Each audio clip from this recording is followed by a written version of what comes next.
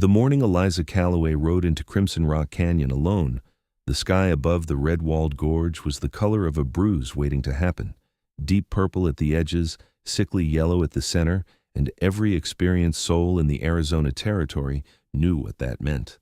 It was the summer of 1874, and the Sonoran Desert was unforgiving to the foolish and the desperate alike. Eliza was neither, or at least she told herself she wasn't, even as her chestnut mare, Copper, twitched her ears backward and snorted at the thick electric weight pressing down on the afternoon air. The canyon walls rose on either side of her like the broken teeth of some ancient buried giant, red sandstone stacked in layers of rust and ochre and deep blood brown, carved by 1,000 years of water doing exactly what water always does when given enough time and fury, tearing everything apart. Eliza was 22 years old, with dark auburn hair pinned loosely beneath a wide-brimmed hat, and eyes the color of the green-gray sage that grew in stubborn clusters along the canyon floor. She was not a small woman in spirit. She had argued with land agents, buried her father without falling apart, and ridden 300 miles from Tucson to Prescott without a male escort, which in 1874, Arizona was the kind of thing people talked about in low voices for a good long while afterward. But in the physical sense, she was lean and medium-built, with strong hands from years of working her father's modest cattle operation, and a jaw set in the particular way of people who have learned that softness is a luxury and stubbornness is a survival skill. She was carrying a leather satchel that held the deed to the 40 acres her father had left her, plus a letter from a land attorney in Prescott named Mr. Harlan Dodd, who had assured her in very careful, very legal language that her father's claim was valid, and that all she needed to do was appear at his office with the original deed within the fortnight, and the matter would be settled. The problem was that the more direct road north had washed out 3 days prior in a smaller rain event, and the canyon trail was the only reasonable passage left that didn't add 4 days of riding through open desert in late July heat that could cook a person to nothing. The canyon trail was supposed to be passable. The man at the supply post in the small settlement of Dusty Creek had told her so, and she had believed him because he was old and had the specific kind of weathered certainty that seems authoritative until the moment it isn't. He had not mentioned the dark bruise forming in the western sky, or perhaps he had not seen it when she had asked him that morning before the clouds began stacking themselves up over the distant ridgelines like a bad hand of cards being dealt by a careless dealer. Copper snorted again, and Eliza reached forward to pat the mare's neck with a steadying hand. "Easy," she murmured. "It's only clouds." But even as she said it, she heard it, a sound that was not thunder and not wind, a deep, hollow, churning roar coming from somewhere far up the canyon, from the high country where she could not see, from the direction of the storm that had been building for hours in the mountains that fed every crack and creek and dry wash in this part of the territory. She pulled Copper to a stop and stood up in the stirrups, trying to see around the bend ahead.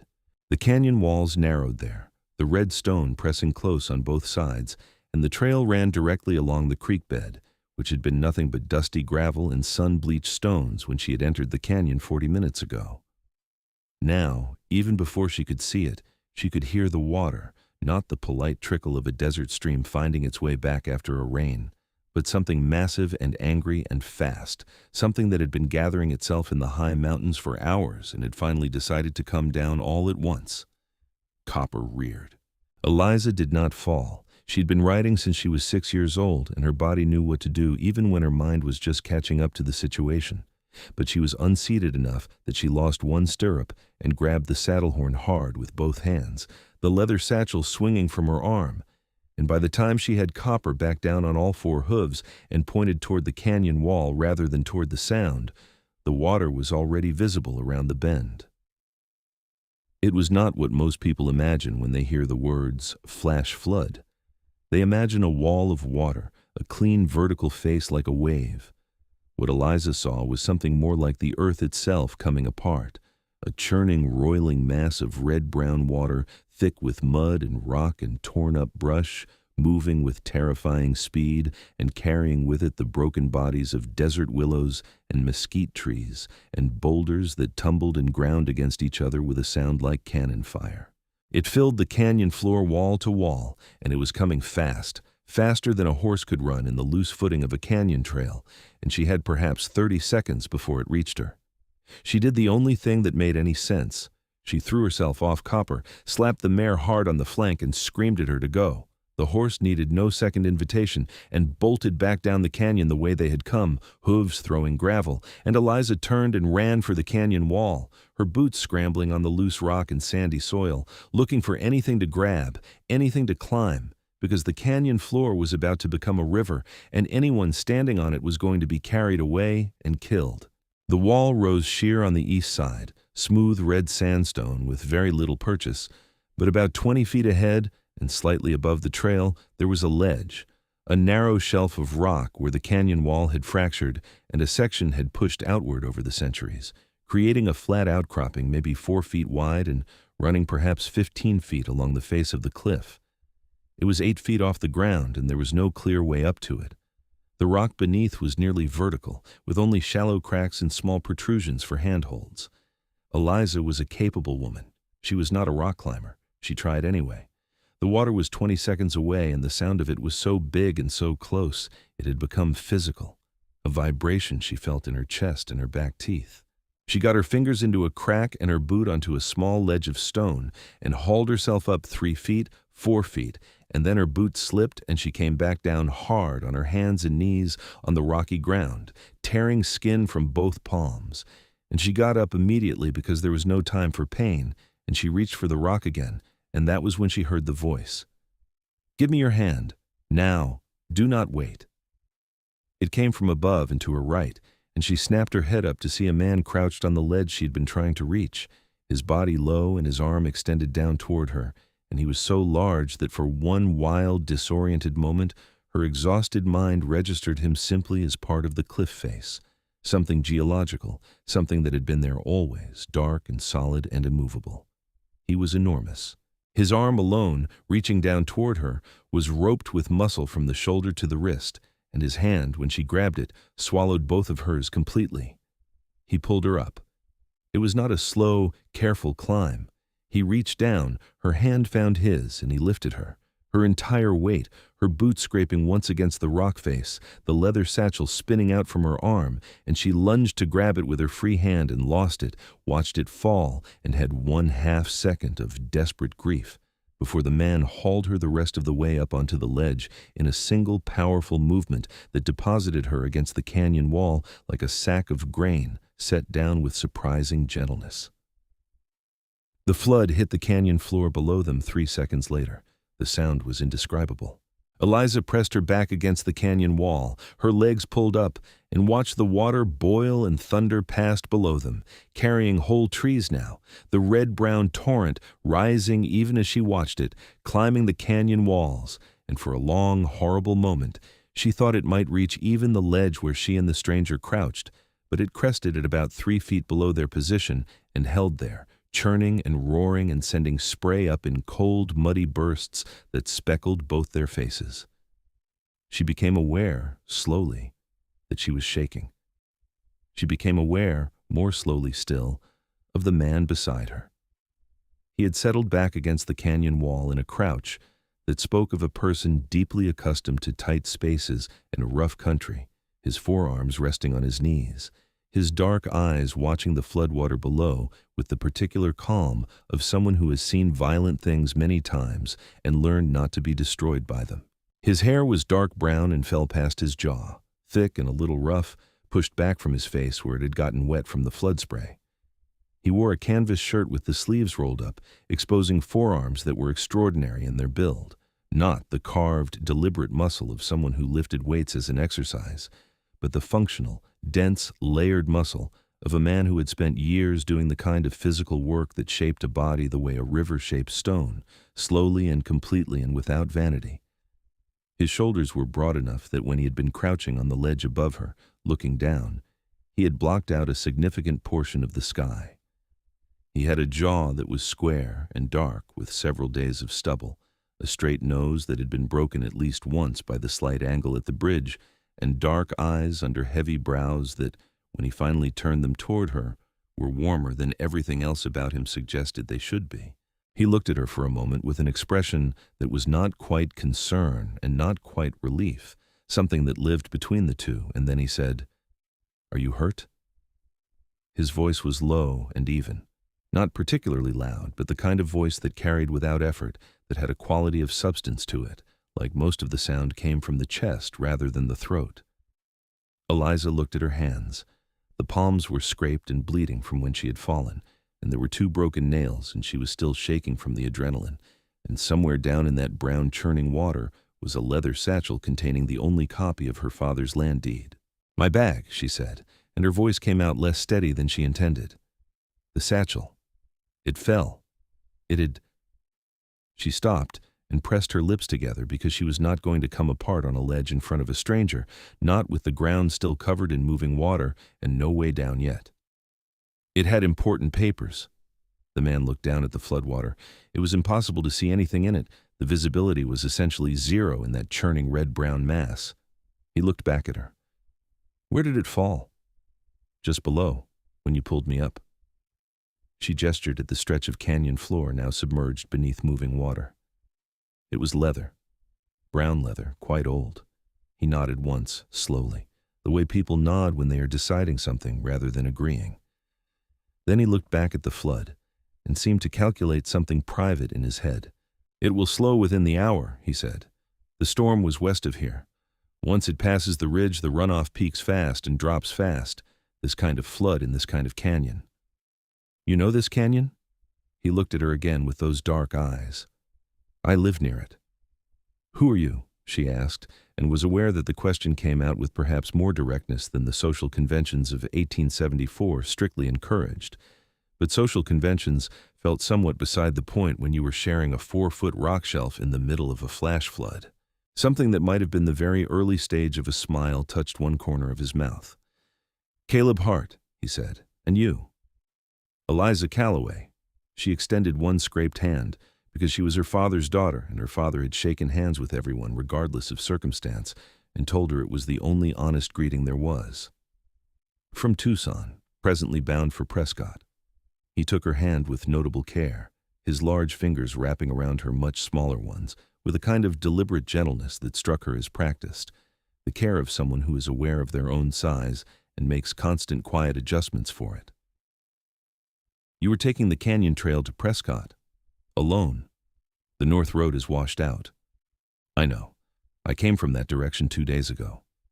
He released her hand and turned back to watching the water level, which was, as he had predicted, already very slowly beginning to drop. "You should not be in this canyon alone." "I'm aware of that now," she said, with some dryness that she could not quite suppress. That almost smile returned, and this time it reached a little further. "I mean before the flood. This trail draws rough men." "I have a rifle." She looked down at the floodwater and felt a secondary wave of dismay. "Which is currently on my horse, who I sent back down the canyon, along with everything else I own except for what I am wearing."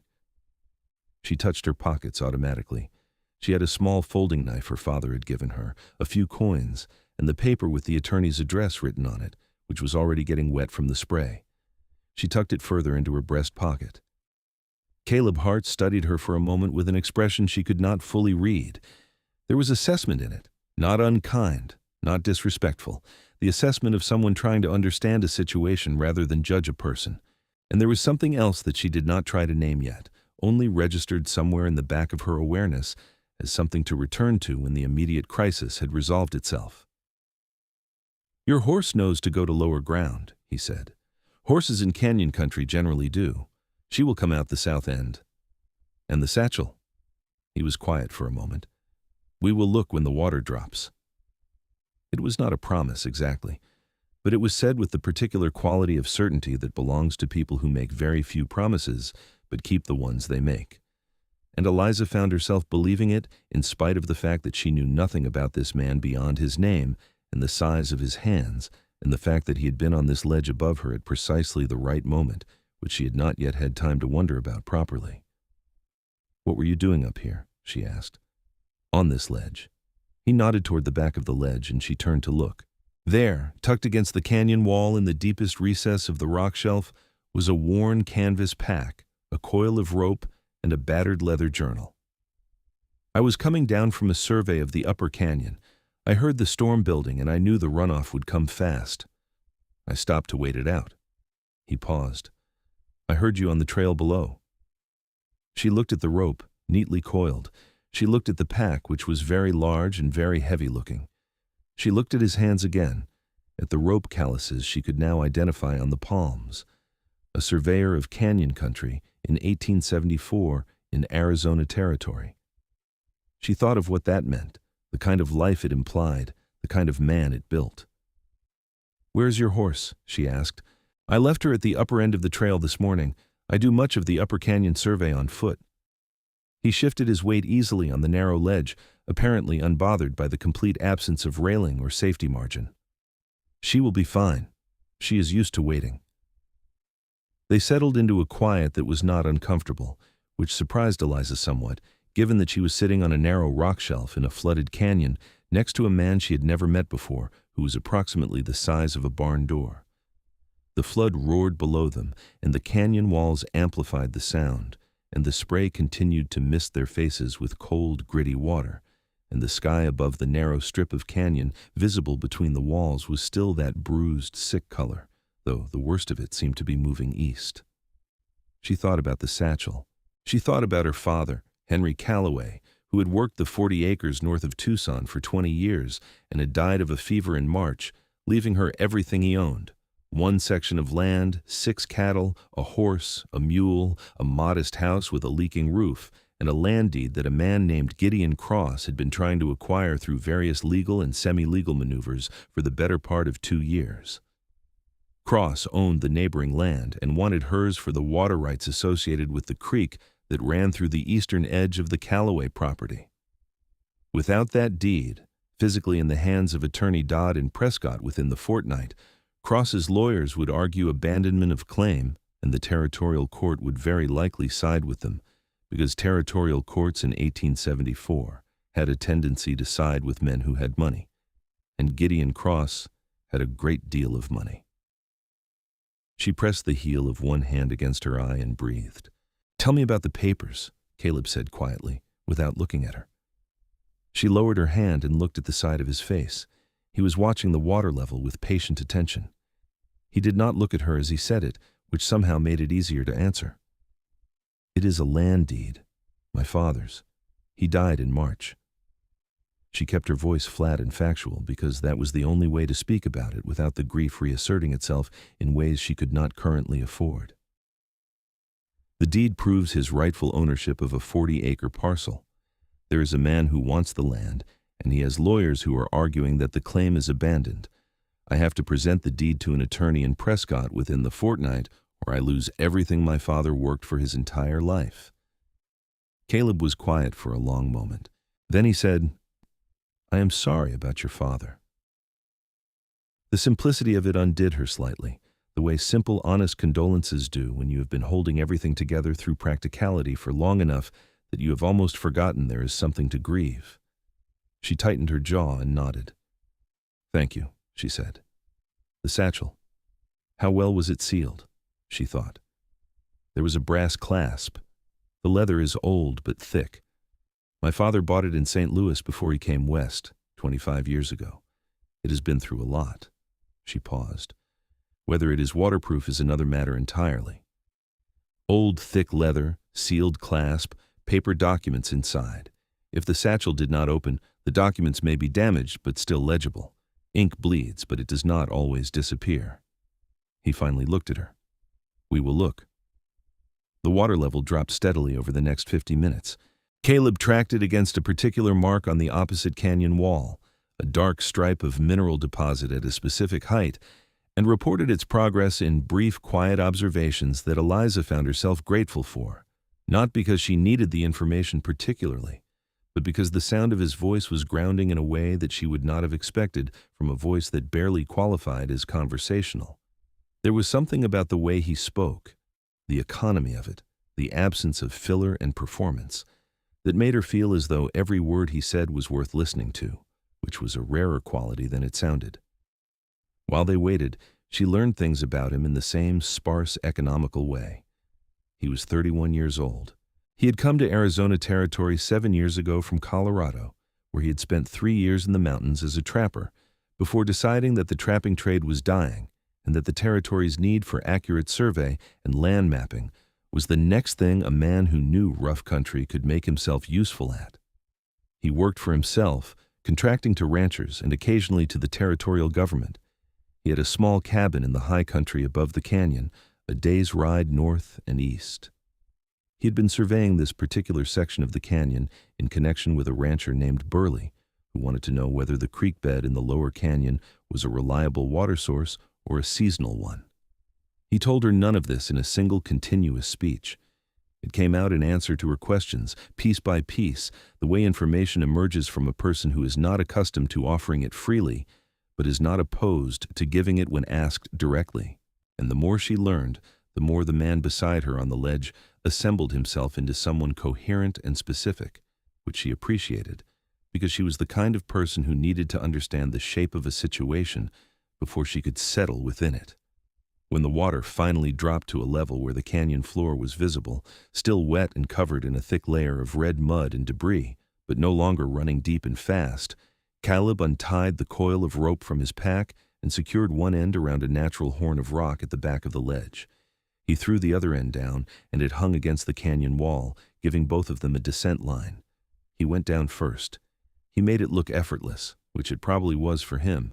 He simply turned toward the rock face, took the rope, and walked himself down the vertical surface in a controlled backward descent, his boots finding purchase on the rock with the ease of long practice, and at the bottom he looked up at her. "Come down the same way. Face the rock. Keep the rope taut." She had never rappelled in her life. She said so. "I will talk you through it," he said, and there was no impatience in his voice, only that steady, factual calm that seemed to be his default operating mode. He did talk her through it, instruction by instruction, and she made it down in an ungainly but safe descent, arriving at the canyon floor breathing hard and with red mud from the wall smeared across the front of her jacket, and he was there when she landed, close enough that she felt his steadying hand on her arm for a moment before he released her. The canyon floor was a wreck.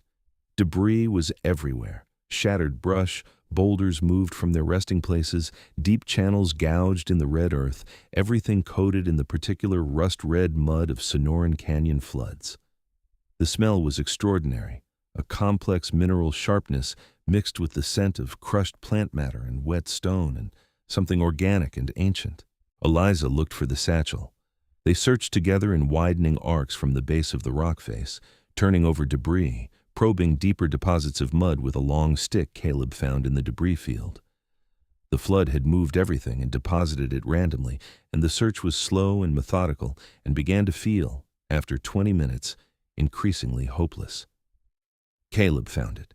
It had wedged in the downstream side of a boulder that had itself been moved against the canyon wall, sheltered in a kind of pocket of debris that had accumulated on the lee side of the rock. The satchel was caked in red mud, and the brass clasp was bent, but it was closed. He carried it to her with the same deliberate carefulness with which he seemed to do most things. She took it from him with hands that were not entirely steady and worked the bent clasp open and looked inside. The documents were wet. The outer surfaces of the pages were blurred and smeared where water had found the margins, and the ink there had run in dark channels down the paper. But the main body of the deed, the central portion of the document where the essential language and signatures and land description were recorded, was readable, damaged certainly, blurred at the edges, but the words were there. She pressed the heel of her hand to her mouth and held it there for a moment. "Readable?" Caleb asked. She nodded. He was quiet, and then he said something she did not expect. He said, "Good. Your father's work holds."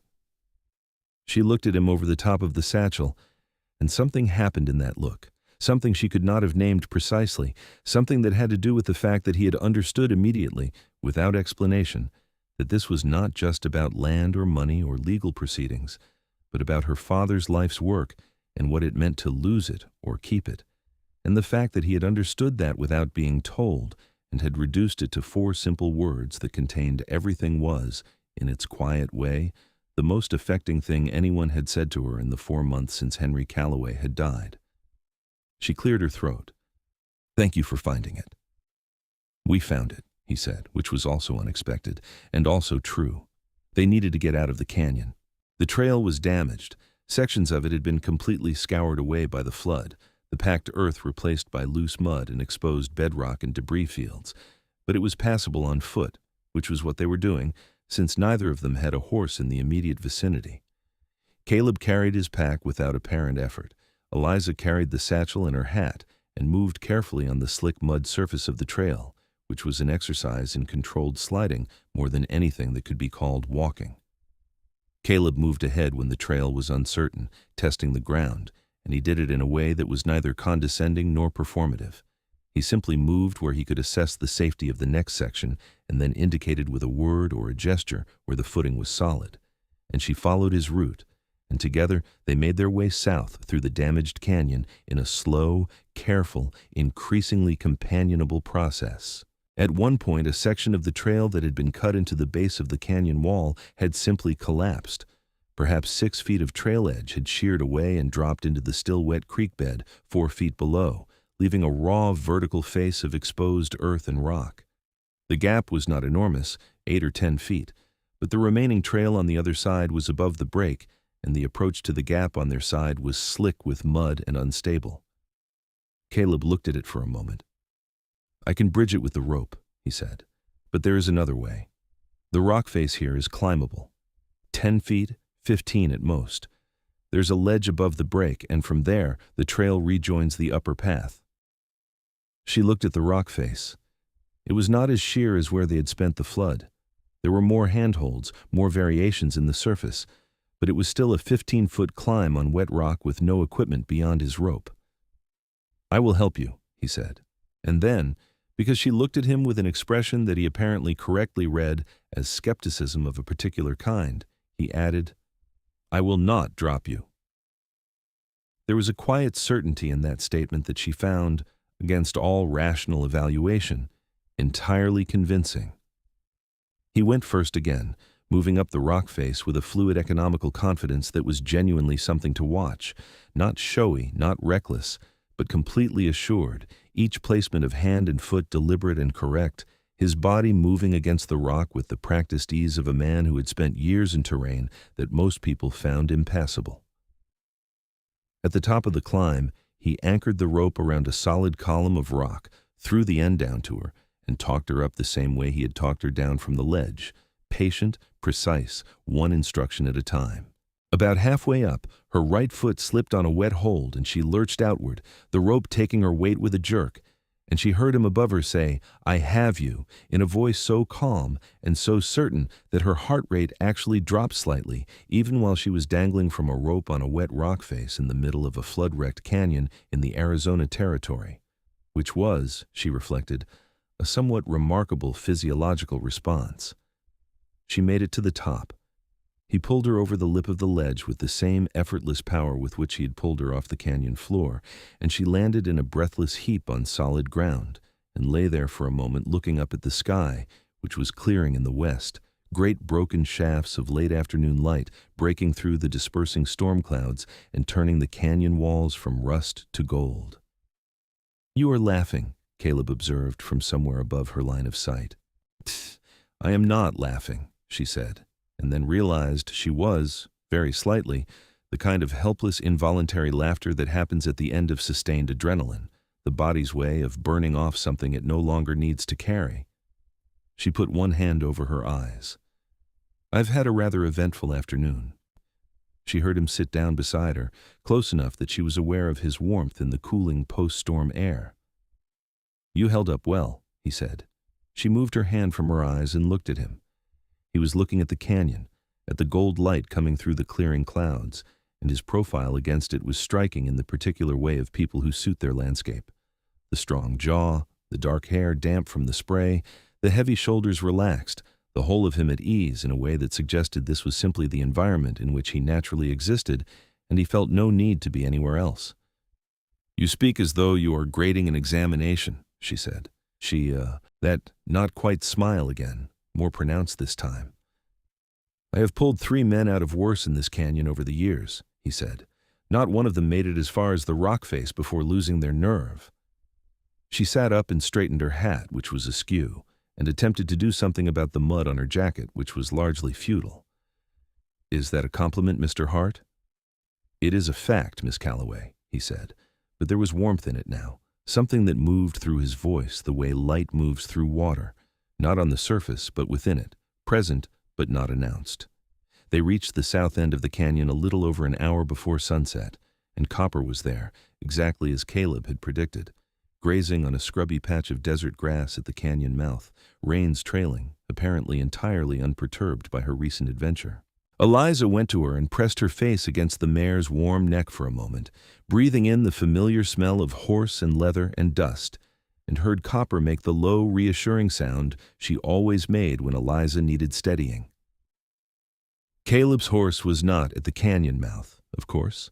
She was at the upper end of the trail, which was now a wreck, and getting to her would require a different route that would take him until the following morning at the earliest. He said this matter-of-factly, without complaint, in the way of someone describing a logistical inconvenience rather than a significant problem. "There is a settlement a mile south," he said. "Dusty Creek.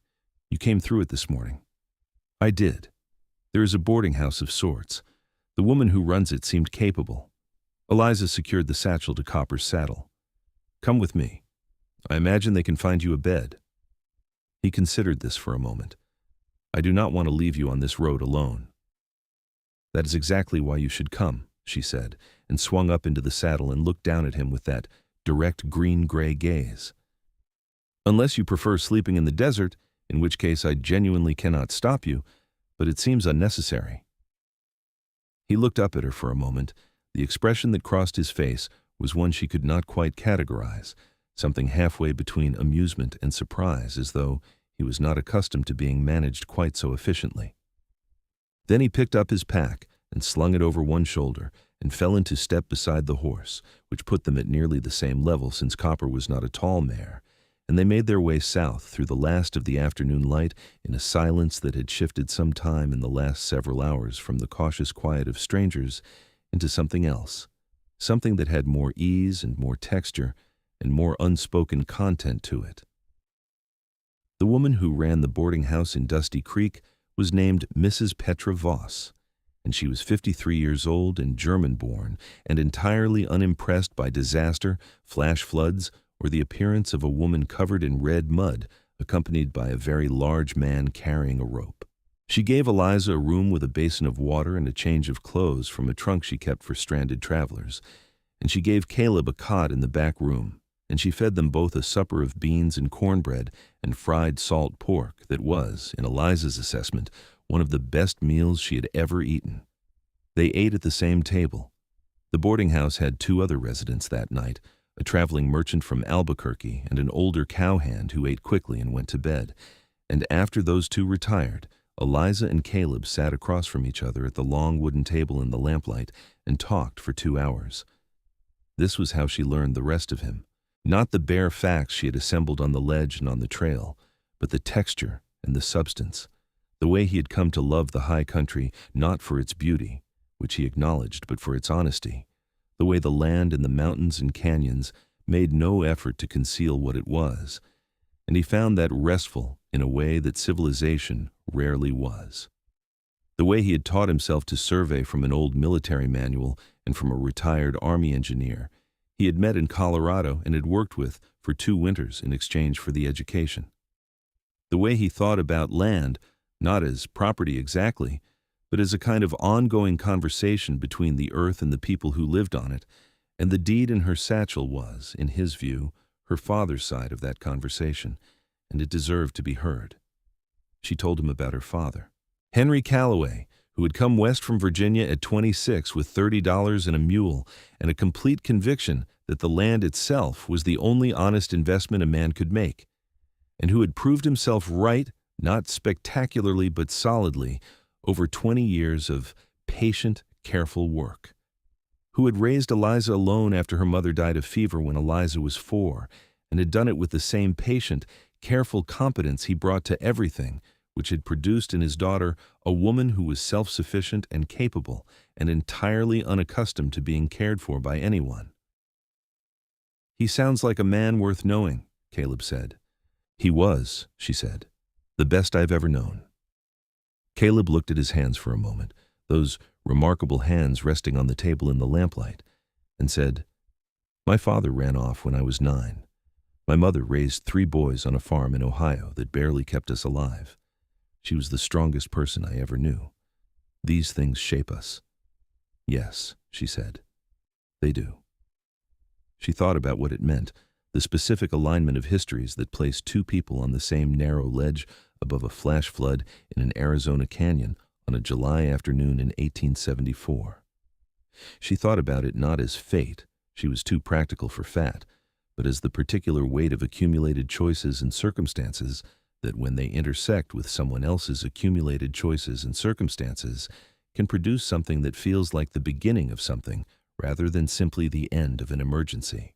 When she finally said goodnight and went to her room, she lay awake in the dark for a long time, listening to the desert after the storm, the dripping of water from the eaves, the distant settling sounds of the wet earth, a coyote somewhere east, and thought about the canyon and the water and the feel of his hand around hers in the moment he had pulled her off the canyon floor, and the way he had said your father's work holds, and did not try to convince herself she was not thinking about him. In the morning, he was already up when she came to the main room, his pack restacked and the rope recoiled and his coffee already poured, and he had a second cup poured for her, which she found, in a manner entirely disproportionate to the gesture, extremely affecting. She needed to get to Prescott. He needed to retrieve his horse from the upper canyon. These were the facts of the morning, and the road north from Dusty Creek was impassable due to the canyon damage, which meant they both needed to take the long way around, east to the mining road, then north to the main territorial road, which would eventually connect to Prescott, a journey of roughly 2.5 days at a good riding pace. He said, plainly and without preamble, that he would ride with her to Prescott. She thought about refusing on principle. She'd been managing her own passage for 4 months. She was not accustomed to needing an escort, and there was something in her that rose up reflexively at any suggestion that she could not handle things herself. But she looked at the man across the table from her in the early morning light and decided that this was not actually about whether she needed him and was more about whether she wanted his company. And the answer to that second question was, with a clarity that surprised her somewhat, yes. "The road east to the mining settlement," she said. "There is a livery there that may have a horse for hire." "I can make do until we reach higher ground," he said. "I know the terrain. I will walk the first section. You will not walk 3 miles while I ride." "Miss Calloway?" "Copper can carry double for 3 miles," she said firmly, and that was the end of that particular discussion. It was a different thing, riding double. She had been aware of his size on the ledge and on the trail, but seated behind her on Copper with his arms on either side of her to hold the reins. She had insisted on taking the reins herself, which he conceded without argument. He was simply enormous, warm, and solid, and present in a way that she was very aware of and tried to be calm about, and mostly succeeded, except for the first 10 minutes until she got used to it. He did not make anything of it. He rode quietly, adjusting his weight with the ease of an experienced horseman, and pointed out the best footing in the muddy post-storm road without making it feel like instruction. And when Copper shied at a jackrabbit that burst from the brush at the roadside, he steadied the horse with a light, competent hand without startling Eliza in the process, and it was the most natural thing in the world.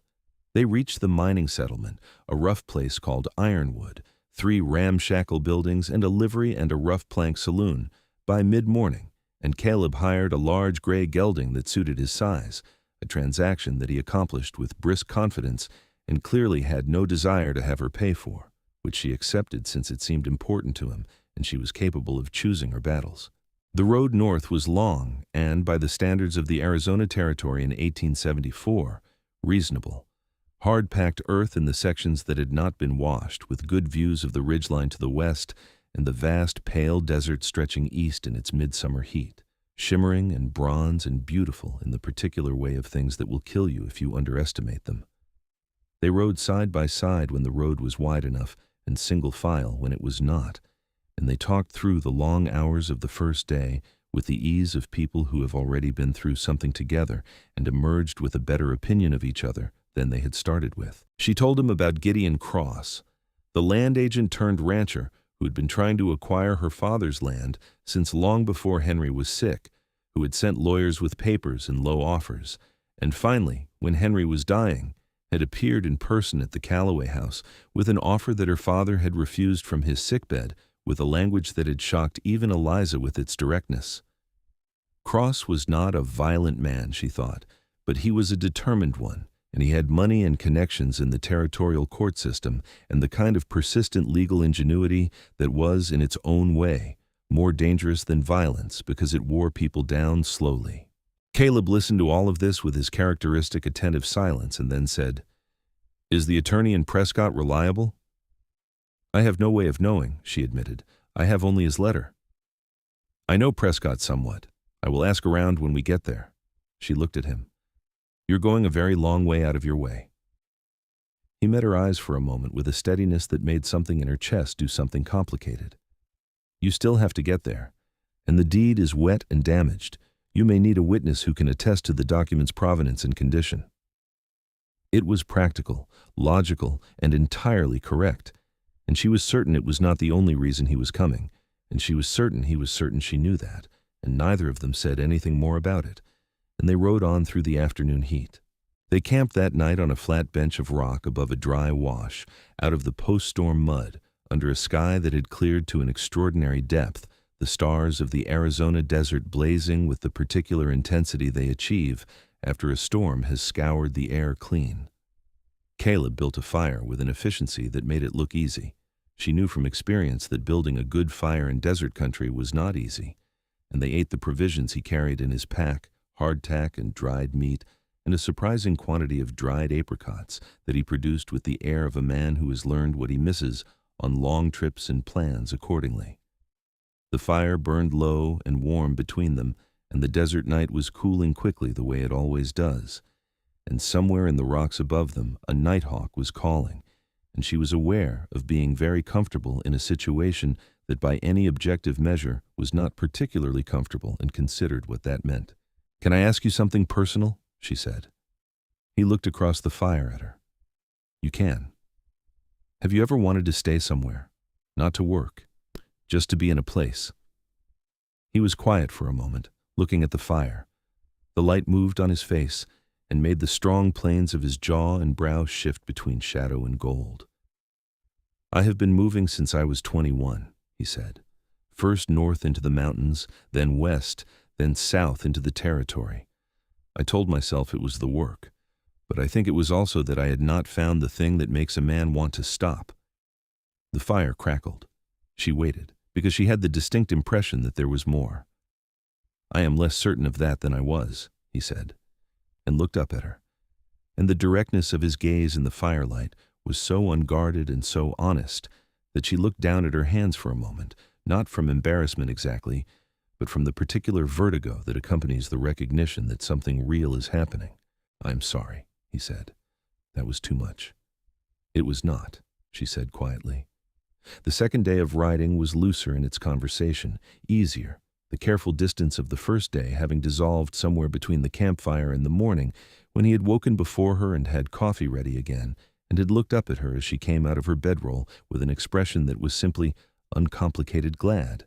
Glad she was there, glad she was rested, glad the morning was good, and had not tried to disguise it. And she had taken the coffee and sat beside him on the rock and watched the desert light up in the east and felt an unfamiliar and very welcome sensation of being exactly where she should be. They talked about the land in the way of two people who both understand land as something fundamental rather than merely financial. She told him about the creek on the eastern edge of her father's property, the one Cross wanted the water rights to, and the way it ran clear and cold from a spring up in the rocks, and had watered the cattle for 20 years, and had a stand of cottonwood along its banks that turned gold in the autumn and was, in its way, the most beautiful thing in a 40-acre world. He told her about the high country above the canyon, where he had his cabin, where the ponderosa pines stood so tall and the air was so thin, and the silence was so complete that you could hear your own blood moving, and the deer came to the creek at evening and were not afraid because there was no one there to teach them to be. "I would like to see it," she said, and it came out more simply and more openly than she had intended, and she did not walk it back. He looked at her for a moment with those dark eyes and said, I would like that.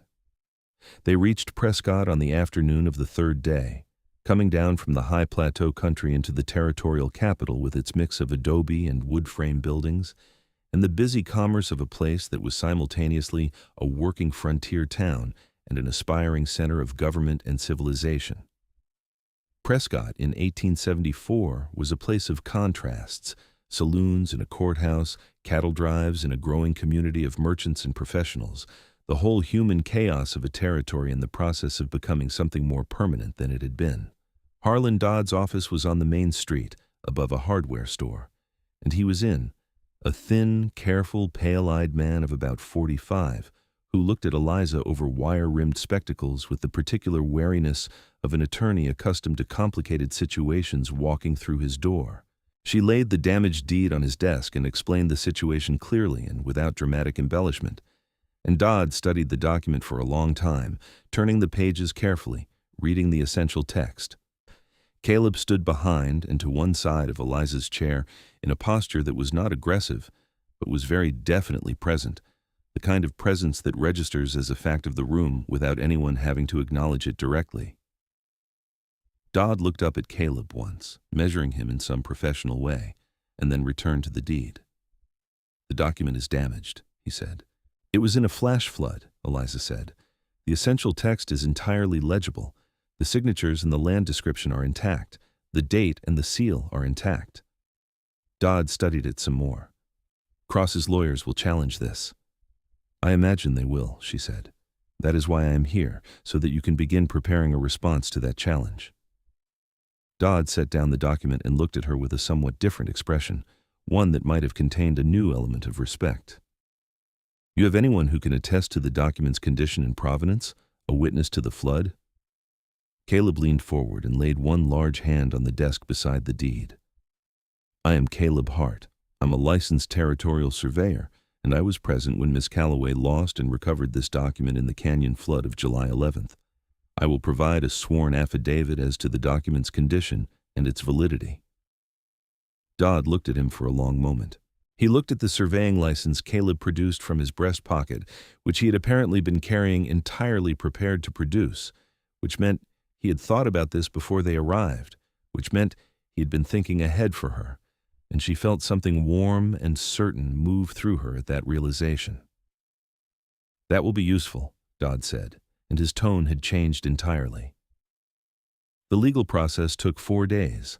Dodd prepared the affidavit and had it notarized, and he prepared a formal response to Cross's claim of abandonment, and he filed both documents with the territorial court, and he told Eliza that in his professional opinion, the combination of the original deed, the affidavit from a licensed surveyor, and the documented circumstances of the flood would be sufficient to defeat Cross's challenge, and that the court would likely rule within the month. During those 4 days, Caleb remained in Prescott. He found himself work. There was always survey work to be had in a growing territorial town, and in the evenings he was at the boarding house where Eliza was staying, and they ate supper together and walked in the cooler evening air and talked with the increasing intimacy of two people who are learning each other rapidly and finding, at every turn, more rather than less to discover. On the second evening, walking along the edge of the town where the road gave way to open country, and the ponderosa pines began their march up the hillside, he stopped walking and turned to face her and said, without preamble, "I find myself unwilling to go back to the canyon country alone." She faced him in the evening light, the pine smell sharp and cool around them, the first stars appearing above the dark line of the ridge. He was very large and very still and very honest, standing in front of her with his hat in his hand, and his dark eyes were steady and undefended. "I would not be opposed to company," she said carefully. "That is not what I mean," he said, "and I think you know it." "I know it," she said. He reached out and took her hand, very gently, with that particular careful gentleness she had noticed the first time, the constant quiet accommodation of his own strength, and held it in both of his. Her scraped palm had healed to pink in the 3 days since the canyon, and his thumb moved across it once, lightly. "I have spent years alone in country that most people will not enter," he said. "I believed I preferred it. I believed I was built for it." He paused. "I am less certain of that every hour I spend in your company." She looked at his hands, so large around hers, and thought about the ledge above the flood, and the fire on the desert rock and the morning coffees, and the way he had laid his hand on Dodd's desk, without being asked, ready, already thinking of what she needed. She thought about her father's 40 acres and the creek with the cottonwood trees, and the fact that she was going back to it, alone, to make it work, to keep what her father had built. "My land is in Tucson," she said. 40 acres and a creek and a house with a leaking roof. "Roofs can be repaired," he said. "I cannot leave it. I would not leave it. I am not asking you to leave it," he said. She looked up at him. He looked back at her with that expression that had so much in it, steadiness and warmth, and the particular quality of a man who is utterly certain of what he wants and is not embarrassed by that certainty. "What exactly are you asking?" she said, and her voice was not entirely steady, and she did not try to make it be. He raised her hand and pressed his lips to the back of it, a gesture that was old-fashioned and careful and exactly right, and said against her skin, "I am asking to be where you are, however that is arranged, whatever it takes." She was quiet for a moment, with the pine-scented air around them and the stars coming out above the ridge, and this man in front of her who had pulled her from a flood and carried her up a rock face and ridden 3 days out of his way and prepared the legal ground before she had thought to ask him to. She thought about what it meant to let someone in, not out of need, because she did not need him in any dependent sense, but out of want, which was a different and more honest and more vulnerable thing. "You should know," she said, "that I am not an easy person to live with." "I have lived alone in the mountains for 7 years," he said. "I expect I can manage."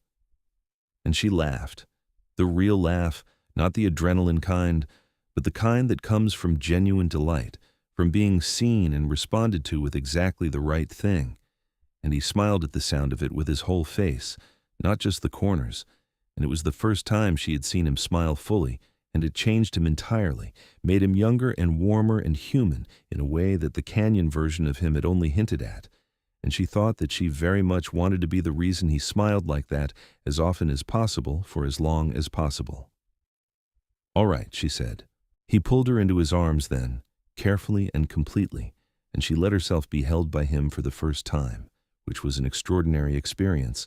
He was simply so solid, so warm, so utterly present, and her face was against his chest, where she could hear his heartbeat, which was faster than his external calm had any right to allow, and she took that as the most honest thing he had said all evening.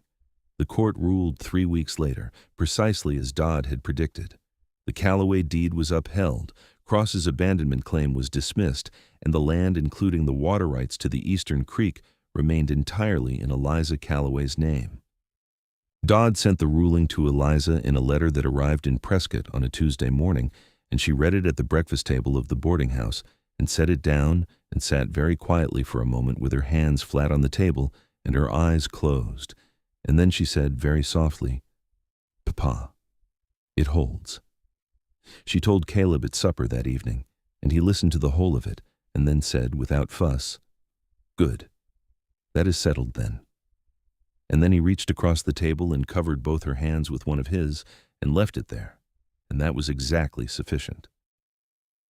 They rode back south together, out of Prescott and down through the high plateau and into the desert country, and the journey was entirely different from the one she had made alone in July. Not because it was without difficulty. The Arizona Territory in 1874 did not become easier to travel because you had company, but because the difficulty was shared, and that changed its nature entirely. When Copper threw a shoe near the mining settlement at Ironwood, Caleb knew the farrier there and had it sorted in an hour. When the water at the first desert camp was gritty with alkali from the recent flooding, he knew to boil it with a small piece of charcoal from the fire. When she woke the second night out of Prescott from a dream about the canyon flood, disoriented and her heart pounding, he was awake already. She was not sure he'd been asleep, and simply said, quiet and calm in the dark, "You are on solid ground." She had gone back to sleep almost immediately, which was not something she would have predicted from herself. They arrived at the Calloway property on a Thursday afternoon in early August, coming up the long track from the southern road through the mesquite, and the prickly pear, and the blue-green haze of the desert in its late summer heat. And Eliza saw her father's house, her house, standing at the far end of the track with the water tank and the small barn, and the line of cottonwoods along the creek glinting green in the afternoon light, and she felt a love for that particular 40 acres that was entirely uncomplicated and entirely hers. The house was in worse shape than she had left it. 2 months of being empty in summer had not improved the leaking roof, and the whole structure needed work. The front step was soft, the window frame on the west side had warped in the heat, the water tank had a slow leak at the base joint that had turned the ground around it to dark mud. It was a manageable amount of damage if you had the skills and the time, and Eliza had the time, and Caleb had the skills. He spent the first 3 days at the property assessing everything systematically, the way he approached all problems, methodically, without drama, starting with the structural priorities and working toward the cosmetic ones. He repaired the roof first, working in the early morning before the day's heat became punishing, and Eliza worked alongside him when she could, handing up materials and holding timbers and working the lower sections of the repair while he handled the upper. And they worked together with an efficiency that felt like something practiced rather than new, a rhythm that had apparently developed over the canyon road in the days in Prescott and the ride south. The neighboring property's fence line was in dispute.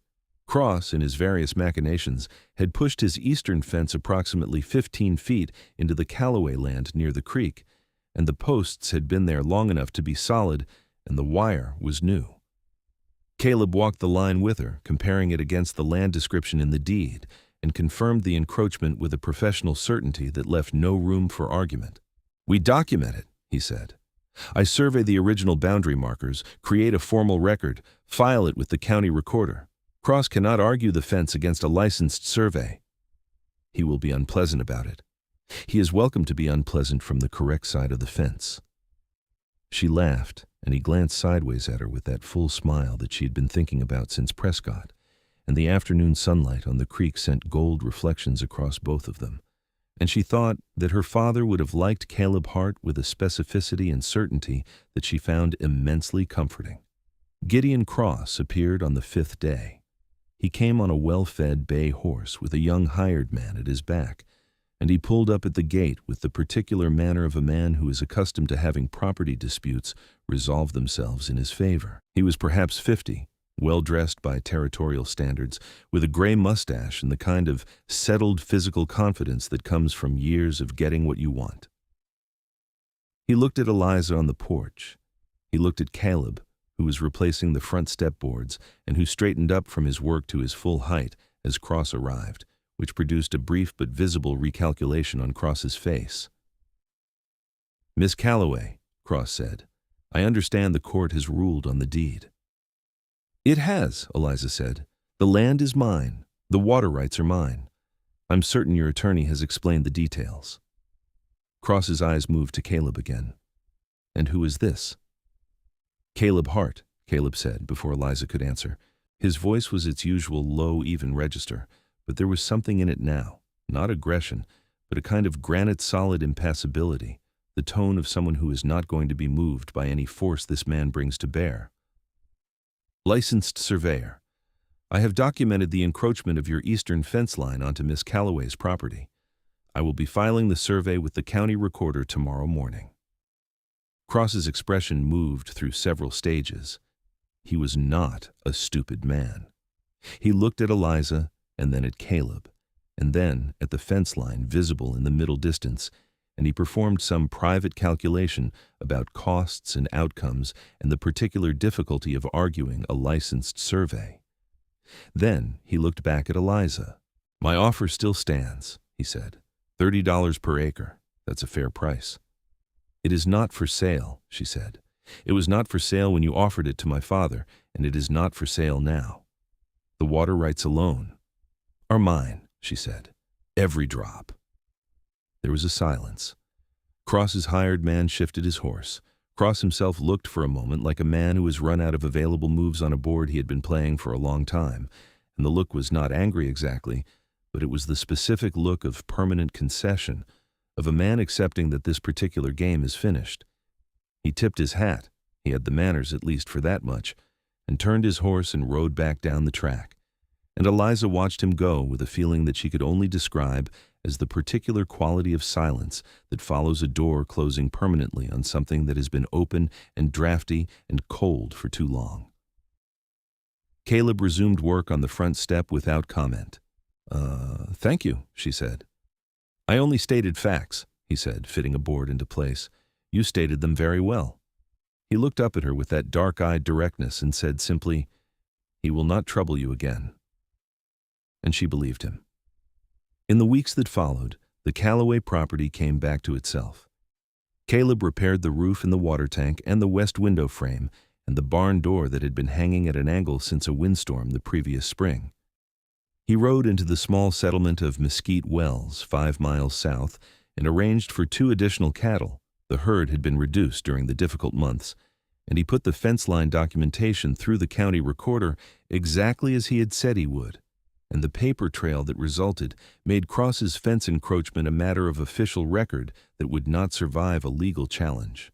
He also, during these weeks, rode up into the hills east of the property and brought back lumber from a stand of dead ponderosa that had been killed by a pine beetle infestation, good dry wood, already seasoned by the standing death, and began work on an addition to the house that had not been asked for but was clearly needed, a second room that would serve as a proper bedroom rather than the partition curtain arrangement the house currently relied on. She watched him working on it one evening from the porch, in the cooling hour before dark, his shirt off in the desert heat, the extraordinary topography of his back and shoulders moving under the work, and she thought about what it meant to have someone choose to be somewhere, not because they were obligated, but because they had decided, and how rare and how valuable that particular choice was. She came down from the porch and picked up the other end of the timber he was positioning and helped him set it, which made him look at her with an expression that was half amusement and half something warmer. "You do not need to help," he said. "I am aware of that," she said, and matched his own phrasing from the canyon road back at him, and he laughed, which was, she had decided, one of the best sounds she knew. They were married in October. The wedding was small by any measure. The minister from Mesquite Wells, Mrs. Petra Voss, who had made the trip down from Dusty Creek because she had characteristically decided she was going to and had arranged it without consulting anyone, 3 neighboring ranchers and their wives who had come to know Eliza over the years, and a young widow named Clara Birch from the settlement who had become Eliza's friend over the preceding weeks. The ceremony was held outside under the cottonwoods along the creek, in the particular gold of an Arizona October afternoon, when the cottonwood leaves had turned their full autumn yellow and the creek ran clear and the air was the exact temperature of something you want to stay inside forever. Eliza wore her best dress, which was not elaborate but was a deep blue the color of twilight, and she had her hair down for once, the auburn of it catching the afternoon light.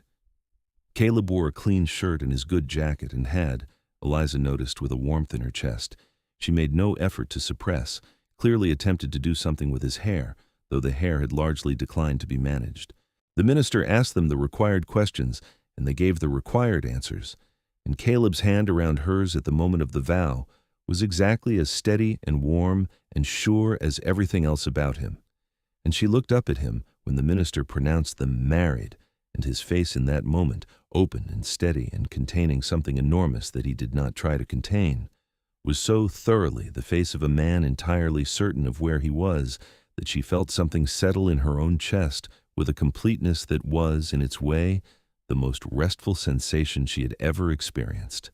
Mrs. Voss had baked a cake, which she had transported from Dusty Creek in a box on the seat of a hired wagon, with the focused protectiveness of someone transporting something sacred, and it was a very good cake, and there was enough whiskey for the men to feel festive and enough lemonade for the women to be comfortable, and Clara Birch sang a song in a clear soprano that carried beautifully in the cottonwood shade, and the horses grazed at the creek edge in the late afternoon sun, and it was one of those hours that a person recognizes, while it is happening, as something that will be kept. That night, after the guests had gone, they sat on the repaired front porch in the dark, the desert night huge and star-filled above them, the creek audible in its quiet October register, Eliza's head against his shoulder and his arm around her, and neither of them spoke for a long time because there was nothing that needed to be said that was not already present in the silence.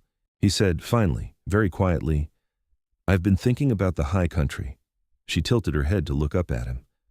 The cabin? The survey work takes me there through the winter months. I've been thinking. He paused. The cattle can run through winter with a good hand watching them. The property does not require both of us to be here at all times. I was thinking that you might come with me to the high country for a portion of the winter, if you would want to. She thought about the way he had described it, the ponderosa pines and the thin air and the silence and the deer at the creek. She thought about seeing it with him, about being in the high country that had shaped him, understanding the landscape that had built the man. Yes, she said, I want that. He pressed his lips to the top of her head, and she felt him exhale slowly, the long breath of someone for whom something has resolved, and she understood that he had been somewhat uncertain of her answer, which moved her considerably, because it meant that even now, even here, even with everything that had been said and decided and made permanent between them, he was still careful with her, still not assuming, still treating her choice as a thing that required her active making. She turned to face him and pulled his face down to hers and kissed him properly, with everything in it, and felt him gather her in with both arms and hold her with that enormous, careful strength that had become, in the short time she had known him, one of the most deeply familiar sensations she possessed. The winter came early and fast that year, which the old-timers in the territory said was a sign of a cold season in the high country, and they proved correct. Caleb and Eliza rode north to his cabin in the second week of November with a hired hand named Thomas, a steady, practical young man from Mesquite Wells who had grown up working cattle and could be trusted entirely, left to manage the Calloway herd through the winter months. The high country was everything he had described and several things he had not mentioned because some things need to be experienced rather than reported. The cabin was small and solid, built from ponderosa logs by Caleb's own hands over the previous 2 winters, with a stone fireplace that heated the single room with a thorough and satisfying warmth when the temperature outside dropped below freezing. The pines stood enormous around it, their bark orange gold in the winter light, their upper branches carrying the first snows of the season in great white masses that released occasionally in soft avalanches to the forest floor below. The silence was exactly as he had described, complete in a way that was not empty but full of small, precise sounds that silence amplifies. The crack of a branch under snow weight, the call of a Steller's jay, the distant percussion of a woodpecker at work, the sound of the creek beneath its skim of early ice. And the deer came to the creek in the blue evenings, as he had said they would, and were not afraid. Eliza fell in love with the high country the way she had fallen in love with its owner, not all at once, not in a single dramatic moment, but in a steady progressive accumulation of specific details that assembled themselves over days and then weeks into something large and irreplaceable. The way the morning light came through the snow-laden pines at a low angle and turned everything to silver and gold simultaneously. The way the snow made every familiar sound different and soft and close. The way the cold air had a clarity that the desert could not achieve, a thinness that made her feel more awake than she had ever been. She worked beside him on his survey tasks when the weather permitted, learning to read the instruments and understand the land records and the mapping process, which engaged the same precise, practical intelligence she brought to cattle management and legal navigation. He was a patient teacher, with the particular patience of someone who genuinely wants the other person to understand, rather than simply to follow instructions, and she learned quickly, which pleased him in the specific way that teaching someone well is its own reward. In the evenings they read. He had a modest but excellent collection of books for a man living alone in the mountains, military histories and natural philosophy, and a complete and much-handled copy of Dickens that he had carried from Colorado, and they talked the way they had been talking since the ledge above the flood, which was to say with the freedom and the depth that comes from 2 people who have decided entirely that the other person can be trusted with the whole of them. She became pregnant in January. She knew before she told him, carried the knowledge for 3 days, not from fear or reluctance, but from a private desire to hold it alone for a little while, to look at it and understand what she felt, which was, this surprised her slightly, an uncomplicated and enormous joy. She had not been certain what she wanted before. She had been too focused on survival and on her father's legacy, and on the long business of keeping herself intact through grief and difficulty. But the knowledge, when it arrived, was not uncertain at all. She told him on the fourth day, in the evening by the fireplace, and his face did something she had never seen it do before, a rapid, unguarded shift through several emotions in quick succession, each of them large and distinct, before settling into something that was so openly and entirely joyful that she felt her own heart expand in response. He reached for her and held her very carefully, the specific new carefulness of a man who has just been given information that has permanently rearranged his understanding of what is precious and what requires protection. She laughed against his chest and said, "I am not made of glass," and he said, "I know," and held on anyway. They returned to the Calloway property in early March, when the high country trails cleared enough for safe passage, and Eliza was 4 months along and visibly so, which was the first thing Clara Birch noticed when she rode over to welcome them back. And she embraced Eliza with the uncomplicated enthusiasm of a good friend, and gave Caleb a look that was half congratulatory and half the specific assessment women give men who are responsible for this kind of development in their friends, and he received it with equanimity. The spring of 1875 was good to the Calloway land. The winter rains had been generous, which in the Sonoran Desert was not guaranteed, and the creek ran with a vigor it had not shown in dry years, and the cattle had done well under Thomas's capable management. Caleb set up his survey work from the property as a base, which meant that most of his contracts within 2 days' ride could be done without extended absences, and the ones further afield he planned carefully and was back from quickly. He built the second-room addition he had started the previous summer to completion in April, working with the focused efficiency of a man with a deadline, and by the time it was finished, it was a proper room, properly framed and roofed and floored, with a window that looked east toward the creek and the cottonwoods. He built a cradle for it too, from ponderosa pine he had brought down from the high country, worked smooth and tight-jointed, and Eliza found it in the room one evening when she came in with her lamp and stood in the doorway and looked at it for a long time in the lamplight, the smooth pale wood and the careful craft of it, and felt something so full and so layered that it was several minutes before she could put words to it. She found him on the porch and stood beside him in the evening and said, "It is beautiful." It wanted to be something he could pass on someday, Caleb said. Or she. We do not know which yet. No, he said, and looked down at her with that full smile.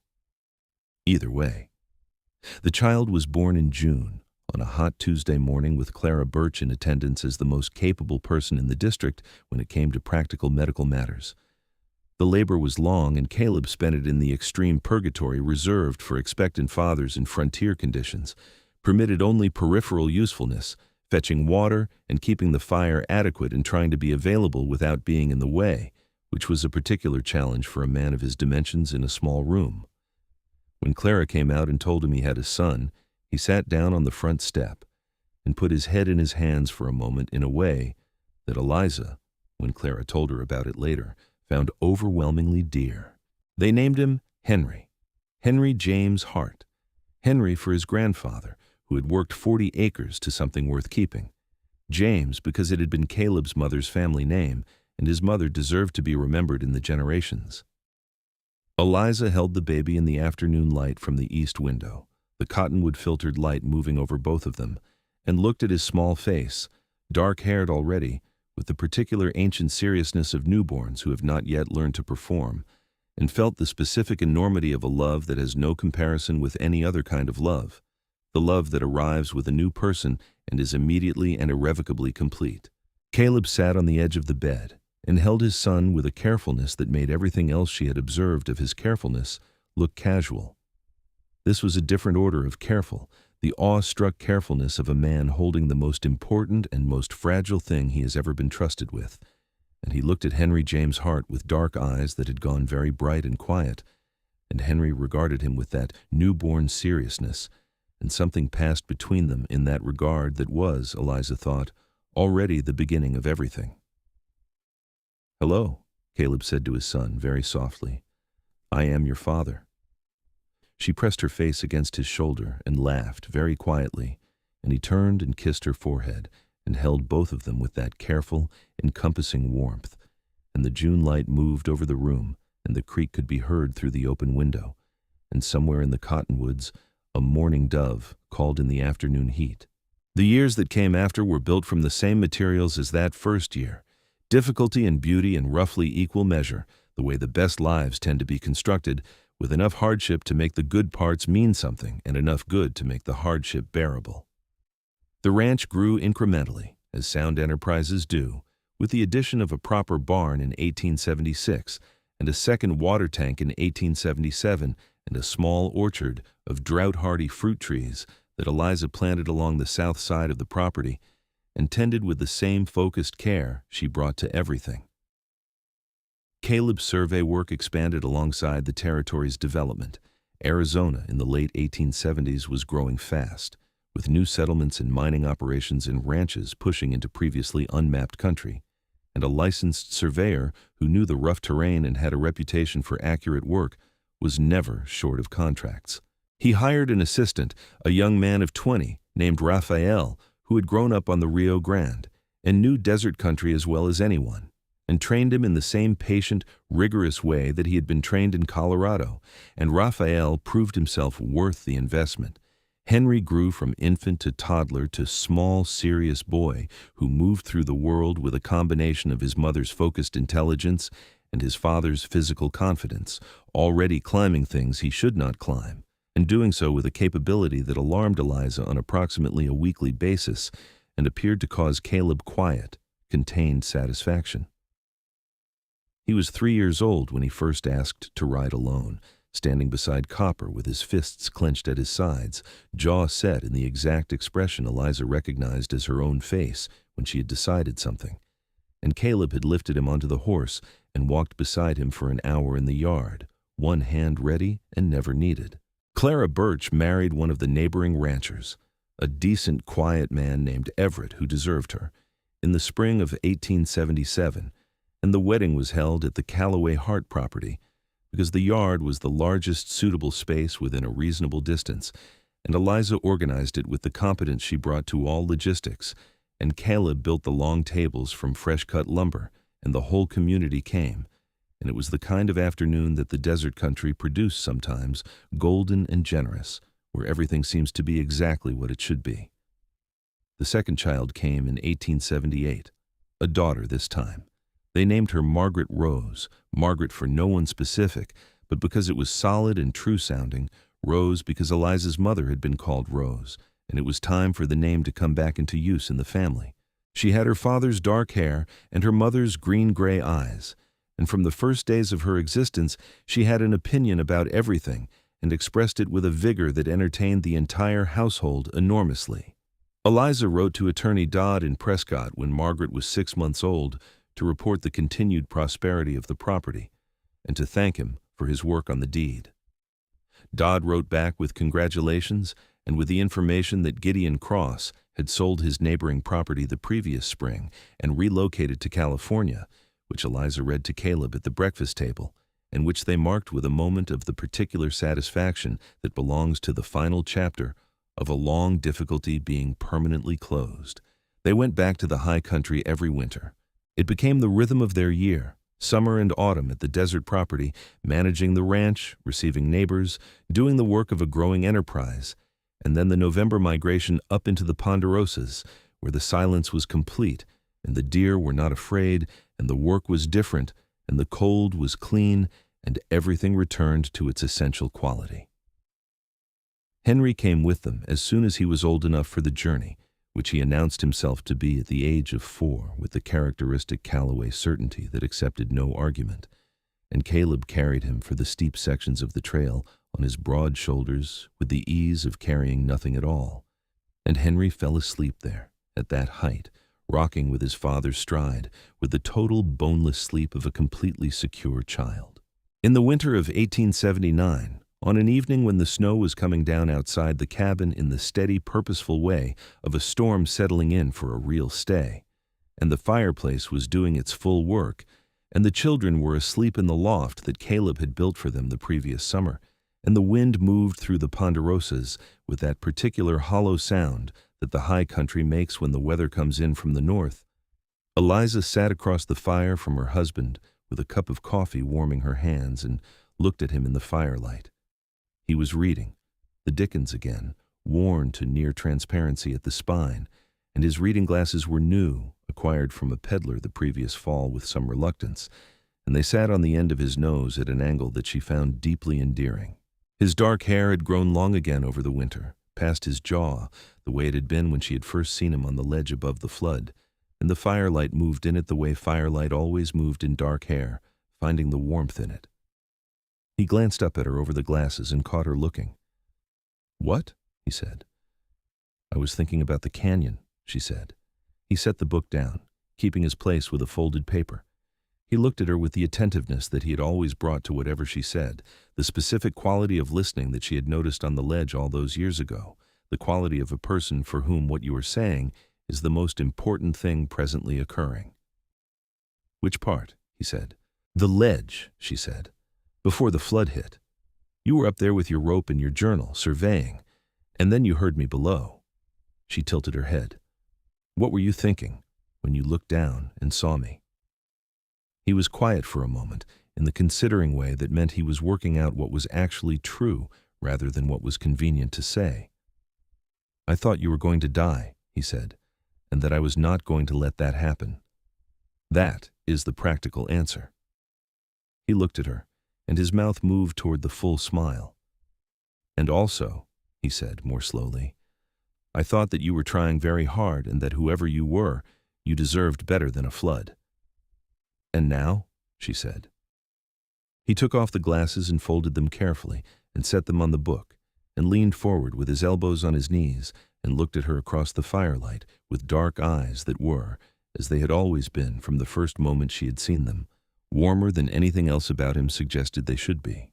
And now," he said, "I think that every choice I made in my life was worthwhile because it brought me to that ledge on that particular afternoon." She got up from her chair and crossed the small distance between them and sat beside him on the hearthstone, and he put his arm around her and she leaned into his warmth. And outside, the snow came down through the dark pines, and the wind moved in the high branches, and inside the fire burned steady and warm, and the two sleeping children breathed in the loft above them, and the life they had built together from a flood and a ledge and 40 acres and a damaged deed was present in every detail of that moment, as whole and as solid and as certain as the stone walls of the cabin that the mountains had helped them build. She pressed her hand against his chest where she could feel his heartbeat and thought about her father on his 40 acres, working faithfully for 20 years against the forces that would have taken it from him, and the creek with the cottonwoods running clear through the desert winter, and the man beside her who had come down from the high country and put his hand down to her above a flood and had not, in all the years since, let go. "Henry asked me yesterday," she said, "how we met." Caleb looked down at her. "What did you tell him?" "I told him there was a storm and you found me in the canyon." She paused. "He asked if you saved me." "What did you say?" She thought about it, the ledge, the rope, the rock face, the long ride south, the attorney's office, the document filed, the fence survey, the front step repaired, the cradle built. She thought about everything she had saved herself and everything that had required two people. "I told him," she said, "that we saved each other." He was quiet for a moment, and then he pressed his lips to the top of her head, and the fire settled with a soft collapse of wood into itself, and the snow came down, and the mountains held the cabin in their enormous patient arms, and everything that had needed to be settled was settled, and everything that had needed to be found had been found, and the story of a woman who had ridden into a canyon on a bruised July morning with a damaged deed and insufficient certainty about the sky had arrived, at last and completely, at its right ending.